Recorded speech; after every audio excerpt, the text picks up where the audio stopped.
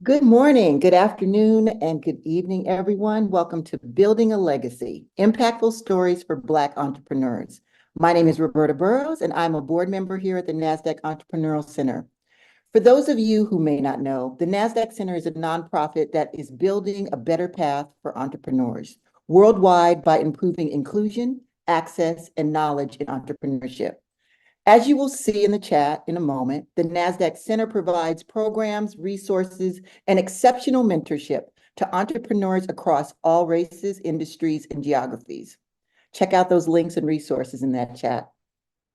None of what we do today is possible at the center without all of the amazing support from our sponsors, including NASDAQ, Lehigh University, BMO, Airbnb, KPMG, Wilson Sonsini, Microsoft Entrepreneurship for Positive Impact, BPM, and HubSpot for startups. We are humbled by their contributions and hope you are grateful too. So welcome. Without any further delay, please join me in giving a warm welcome to our special guests. First, we have David Kelly, Chief Legal Officer at the Golden State Warriors and Chief Business Officer at Golden State Entertainment. Next, Trailblazer, I gotta say it brand new, Rhymefest, Golden State Entertainment, and Grammy award-winning hip-hop artist. And our moderator today from one of our great supporters, Wilson Sonsini, is Brandon Middleton-Pratt. He's a partner at Wilson Sonsini. Brandon? Thank you, Roberta, for that introduction. Hello, everyone. My name is Brandon J. Middleton-Pratt, and I'm a corporate partner at Wilson Sonsini, Goodrich & Rosati, sitting in our firm's Austin, Texas office, where my practice focuses on working with founders and startups, mergers and acquisitions, and private equity and venture capital investments. I'll mention that my mom and dad are from Oakland, and I used to spend many summers there with my grandmother, aunt, and cousins. So I've always had a special place in my heart for the Bay Area. And so now I'll turn to introducing David Kelly. So, Golden State Entertainment, right? Your brainchild, also where you serve as, Chief Legal Officer for the Golden State Warriors. Besides getting your law degree, right? I understand you spent time in the 90s and 2000s in the music industry as Capital D, right? One half of the Chicago rap duo All Natural. Using those experiences, you pitched the idea of the media company to the Warriors owners, Joe Lacob and Peter Guber. We talk a lot about opportunity recognition and synergies, right, as core skill sets for entrepreneurs here at the NASDAQ Center. If you would, tell us about how this media company came to be, how you recognize the opportunities and how you were able to make that happen. All right. Well, pleasure to be here. Appreciate the introduction and that your people are here, based out of Oakland, Brandon. I haven't moved to Oakland 10 years ago. I love it. It reminds me so much of Chicago. So you already broke it down the way it really happened. But the way that it really kind of came to be, and I think that can be instructive to people, is trying to see. You're not seeing new things. It's an existing thing that you're seeing, but you're trying to see it through new eyes. And so you're trying to bring your lens and your story and your perspective to bear on an opportunity that's right there in front of everybody. And so we always talk about in hip hop, we always would talk about in sports, we talk about every rapper wants to be a ball player, every ball player wants to be a rapper. Right. We all know that this line between sports and music, that there really is no line, culturally speaking. And why is there such a line when we think about in the corporate sense? We think about from a business standpoint, we constructed this wall, like thou dare not, cross this line. Right. And in that, where people have constructed barriers that are artificial barriers, there's opportunity. And so it's seeing it through my cultural lens, my experience, seeing this artificial barrier between two worlds that coexist and build off of one another. And the platform that we've built as the Golden State Warriors, does that platform allow us an entry point into this world of music that really is not so foreign to this world of sports that we already exist in. And so that's really, what I think can be instructive to people on how to view an opportunity through your perspective, and how to see an opportunity using your perspective that other people might miss. Sure. And we'll come back to, because to me, that's sort of, also in line with, being your full authentic self, right? Where you are and how that can be competitively, advantageous to you, right? So, but we'll come back to that. So, Rhymefest, you're an iconic musician, author, community organizer, and creative entrepreneur. You've won 2 Grammys, a Critics' Choice Award, a Golden Globe, an Academy Award, right? You just released an album reimagining the historic 1971 conversation between James Baldwin and Nikki Giovanni, featuring 6 women rappers to channel Giovanni's spirit.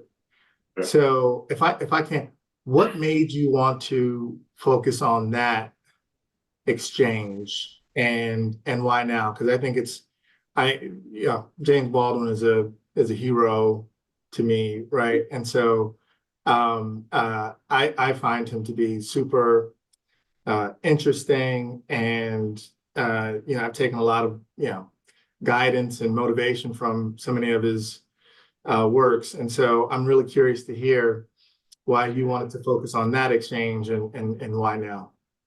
Well, one of the quotes in the composition of James and Nikki, James Baldwin says, "It takes a long time to learn a little."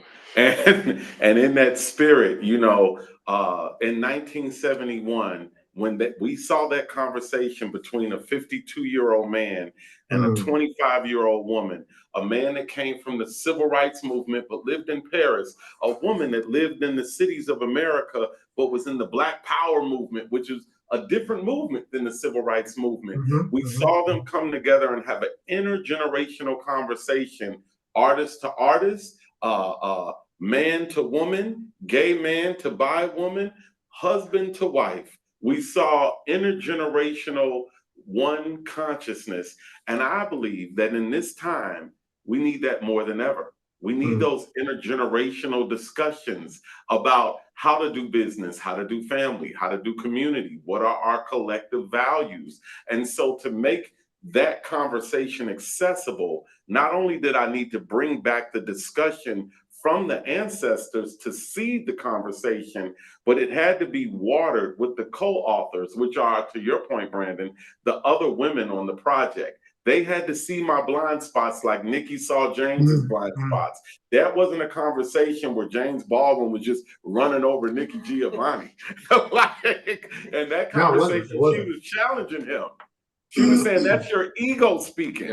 And so as we did James and Nikki, the conversation, I had to make sure that me as a male rapper, it wasn't just my ego speaking on every track. My content had to be challenged by the spirit of Nikki Giovanni today. Okay. So I actually, spent this morning listening to some of the, I believe you call it composition, and was blown away by it. So, kudos to you, brother, for putting that together. Thank you. Yeah. So, okay. So going back to your childhood, because now I want to sort of refocus a little bit back on the entrepreneurial journeys for both of you. Was there, one single formative experience? Was there more than one that, shaped how your career has gone and your entrepreneurship journey? So there's one for me that I always talk about as being probably the most important thing that ever happened to me. And this is that may be a little hyperbolic, but I was at Morehouse. I dropped out of Morehouse because we got a record contract with Wild Pitch Records in like 1994. And it was right around the time that Nas had signed. MC Search was Nas's manager. He was an A&R at Wild Pitch. And so it's like, so we got signed by Nas's manager. Like we're about to Wild Pitch. They had all these great artists on it. Who needs school? We're about to blow. And the best thing that ever happened to me was Wild Pitch lost their distribution. They're an independent label that lost their distribution. They're distributed by, I think, Elektra or maybe Warner at that point in time. And it was my introduction to show business, the business side of show business. Like before that, I was just the show side of show business. Right. And so it was a very important rude awakening to, first off, understand that this is a business, and understand the business aspects of it. Like when you're signing a contract, when you're putting your eggs inside of a basket, understand the basket in which you're putting your eggs into. So that was very important. It reinforced to me the importance of going back to school and getting my degree in order to insulate myself in some respects. And then it also just kind of gave me the drive to look, if this demo that we put together is good enough to be signed, then why isn't it good enough for us to be entrepreneurs and put it out ourselves? And so when I went back to Morehouse, graduated, that's when we started. All National Incorporated was a record label that myself and my partner Tony Fields started in the mid 90s. And the songs that we had got signed to Wild Pitch were the first songs that we put out, and then we created our own company off of that. And so getting signed to Wild Pitch and then having that failure was the best thing that ever happened to me, and really kind of set my course in terms of as a business person, going back to school, creating any of the opportunities I have right now don't happen if I don't go back and finish at Morehouse. I'm not chief legal officer at the Golden State Warriors for sure. And so that, and it just really introduced me to understanding that even especially in the entertainment world, you got to make sure that you understand the business side of things and try to control as much of your destiny as you can. Yeah, the old, for you, one door closes, right? Something open for you. And it's funny because, and I'm sure this is universal to, everyone listening in, right? We all have our challenges or have our disappointments or, some pitfall. But I think it also kind of speaks to your ability to keep going, reinvent, right? Pivot, keep going, and then come back to, right, in a different way, sort of that first love, call it. So Rhymefest, what about you? Any sort of experiences, formative, that stand out to you to get you on your way? For me, it's even more recent. I've worked with Mark Ronson, great pop producer. I've worked with Ye. I've worked with Common and John Legend. Exactly, that's where I was going. But nothing really taught me and mentored me like 7 world tours with DJ Jazzy Jeff. Wow. Where DJ Jazzy Jeff brought me and said, I'm going to show you how to do hip hop over 40. I'm going to show you how you can do this for the rest of your life and have a career in it. Because a lot of times in the music industry, especially in hip hop, you're trained that after a certain age, it's over.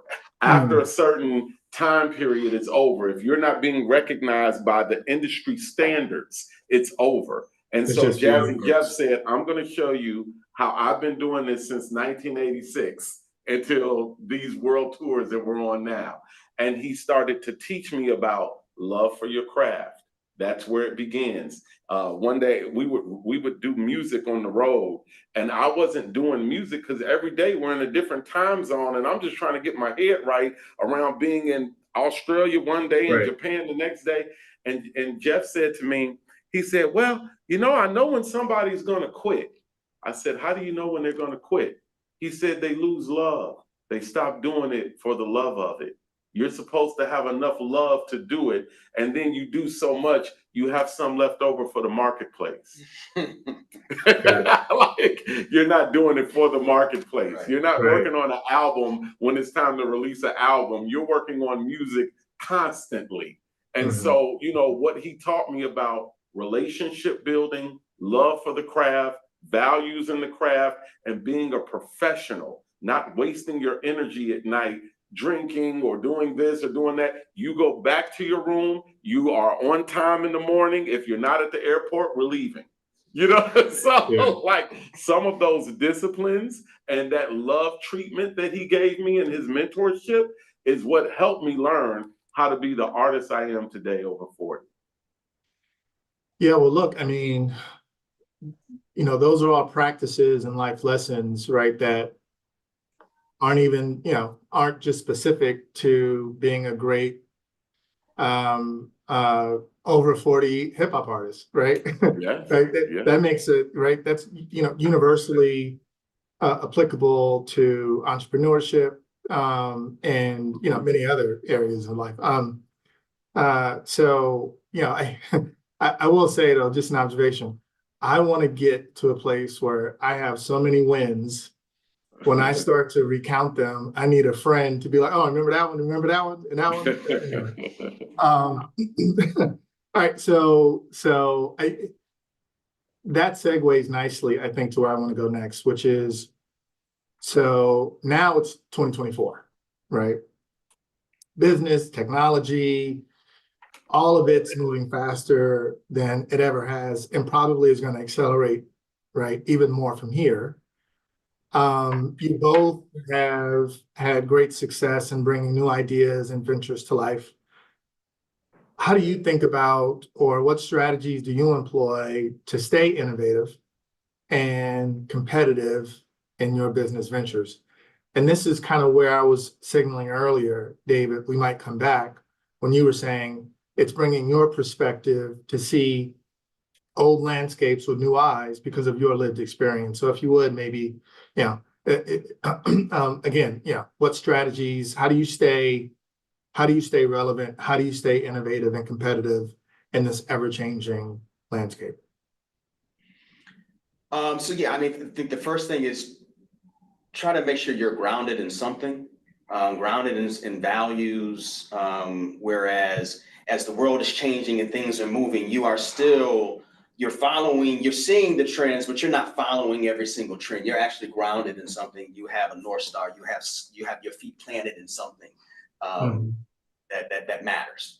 To me, the best way to stay innovative is to surround yourself with people who are innovative, with a true team of people who you treat as peers and who you listen to them. They have their own experience. I mean, so if I think about, Joe Lacob owns the Golden State Warriors, but he's put people around him and he's listened. His experience is completely different than my experience. But it's because he's able to listen and hear what I have to say and see my perspective and say, all right, but I don't necessarily see it, but you see it. I trust you. Here's resources, go do it. And so in the teams that I'm creating, I have to try to replicate that. People around me who are part of the team who have a different perspective, different viewpoint, but I'm listening to them and I'm trying to make sure that I'm empowering them.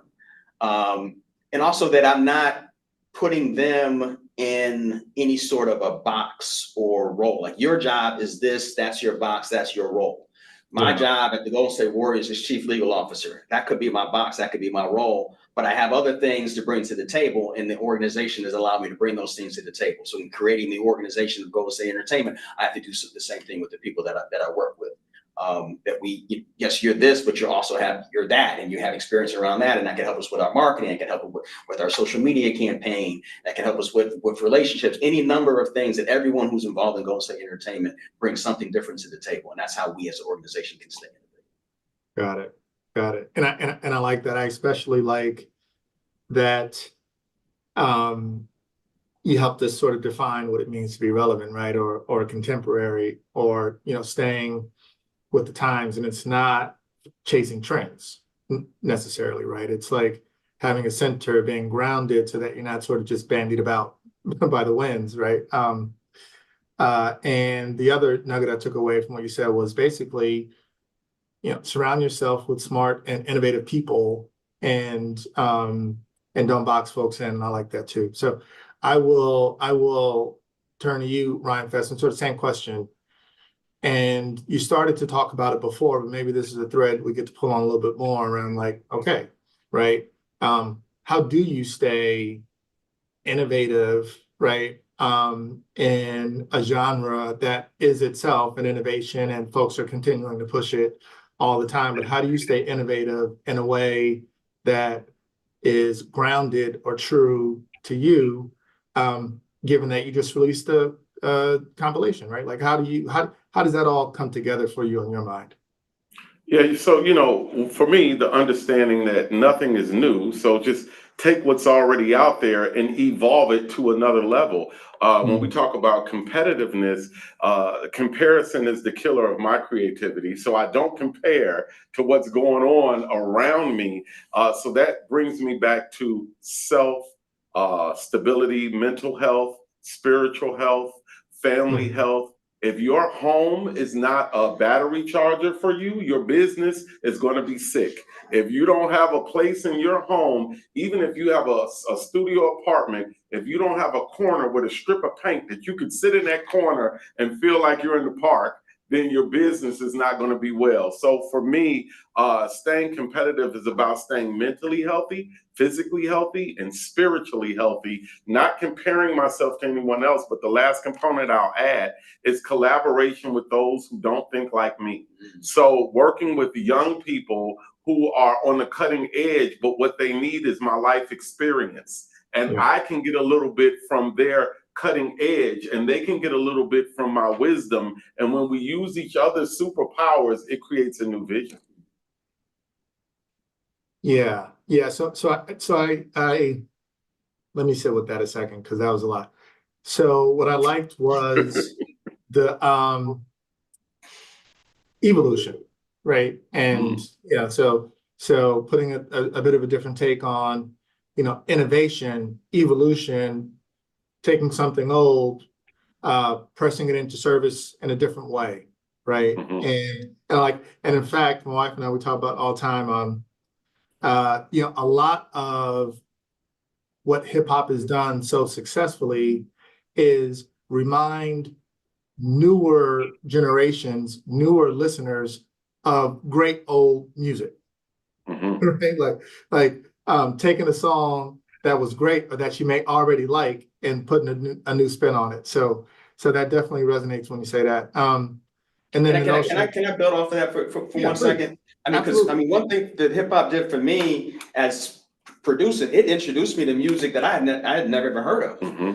Artists who McCoy Tyner or just I mean Coltrane. Like there's so many artists that as I was digging in buying records and trying to produce this whole my history, I got introduced to it that I otherwise had no understanding of.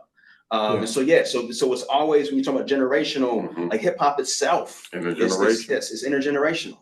So I'm glad that you pulled that. Yeah, right. Same for me, David, right? It gave me an entry point. And so, by the way, my grandmothers played their records. So I had heard a lot of this stuff. But to your point, some of the stuff I had never heard of and maybe wouldn't have ever heard or had an interest to dig into, right? But for somebody sampled it, right, and rapped over it. And I was like, oh, that hook is crazy. Let me go back and hear that, right? So totally in alignment on that one. And then the other thing I'll say, and then I'll kind of move on to what you said, Rhymefest, around like the different point of views, right? And that to me dovetails nicely with what David said around like surround yourself with innovative, smart people, right? Because part of that could very much be, and folks who, and you sort of brought it up, David, Joe Lacob's story is different, right? A different point of view. Right. But you're able to have a shared vision and you're able to create a vision for him to buy into. Right. And so, okay. And then the very last thing, and then I truly will move on to the intergenerational aspect, right? So the same way that, we're talking about the dynamic of bringing in newer generations to great music that existed that they otherwise might not have been exposed to. Right. I think that's what the conversation is doing, right? Your compilation. It's going to be turning attention to intellectual juggernauts, right, who were grappling with some of the, challenges and dynamics of, conditions of humanity, right, 50 years ago in ways that are still very relevant today, right? So just I thought I'd take that as a point of privilege as moderator to pull together some connections that you guys had put out there in the comments. So David, I'm gonna piggyback a little bit on the what you were saying about collaborations and partnerships. And so we know how important partnerships are for new businesses, right? When they're trying to gain credibility, new customers, investors, employees, other stakeholders. If you would talk more about or share insights on any other time when you've built or, maintained successful partnerships in a business to get a business going, et cetera. Yeah, I mean, you already know this from your being a transactional attorney. It's about trying to find that win-win. It's not about zero-sum game. We're negotiating against you, and I'm trying to win every point. It's about, we're going to create a partnership together. We're going to grow together. We're going to increase the size of the pie, and then we're going to figure out the fair way to divvy that pie up. And so that's the legal training that I try to bring to something like Golden State Entertainment. Like, how do we create something larger than what that already exists, and then enter into partnerships with artists with a shared vision to blossom something that we both would love to see be created, but each of us alone wouldn't be able to do it to the same level that we could do it when we join forces on something. Yeah. So that's whether it's Shay and I talking about trying to create a project and him bringing forth a conversation, whether it's the Golden State Warriors and JP Morgan Chase, like, all right, how are we going to create this event center? And what are the additional events that we're going to do as using the center as a beacon that pulls people together, that brings more eyeballs to what our sponsors are doing, and then what community events can we do in order to increase entrepreneurship inside of the community, that speaks to our values, speaks to the community values, and speaks to the sponsor values, and therefore creating a partnership that's beyond just putting your name on the side of an arena so that people come see it for a game. So always thinking about, like, what are the values that you have, and how can you create something that's deeper and more authentic for yourself, for the community, and then for the partner that you have a relationship with. Got it. If Rhymefest, that sort of makes me want to pivot a bit and go back a little bit to David mentioning earlier when you had so many ones you couldn't remember, right? So, right, you've collaborated with everybody from, Kanye to Kenneth Cole, Mark Ronson, Jeffrey Wright, Common, right? Yeah. What do you think is key to being a good collaborator? Sharing a value system. So sometimes we look at collaboration as the money being the desired outcome. And I think when we think about entrepreneurism, people think about, well, what is my career going to be? What do I make the most money in? What do my parents want me to do? Like, all of these things that have nothing to do with what you want to do. Like, and so, what I found is that the more and I want to take it back to spirituality, I want to take it back to a stable mindset, mental health. The more I went back to heal myself mentally, the more those doors opened up for me. Everything I ever chased ran. Everything I've ever chased has ran. The moment I said, let me heal myself, it all came to me. That's why, I'll end it here. My spirit animal is a spider. And the reason I love spiders is because they take everything inside of them and they shoot out love, they shoot out work, they shoot out their talents, and then they wait for life to come to them.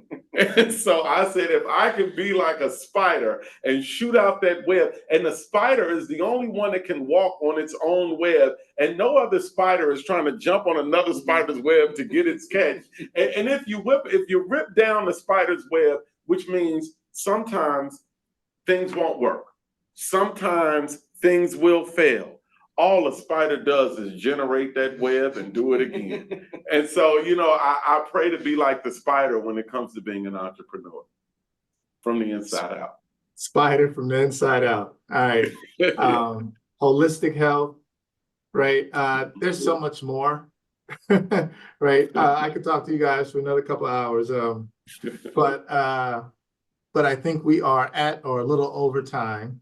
So I've got to pull it together. Are there any sort of key takeaways, David, Rhymefest, you want to leave with our audience? I'll go first. I'll let you have the last word. I mean, I appreciate the opportunity to have this dialogue. First off, it's just to be able to. I know there's entrepreneurs on the on the call, and so just any place that you're at, just understand that around the corner is another opportunity. And there's a great quote that Dr. Jackson Sherman Jackson always likes to say is the people who built Harvard did not graduate from Harvard. And so if you're building something new, don't think that you have to have some sort of prerequisites in order to build and move inside of the places in the rooms that you want to move in. You can build something that's greater than the thing that you came from, is what that quote means. Yeah.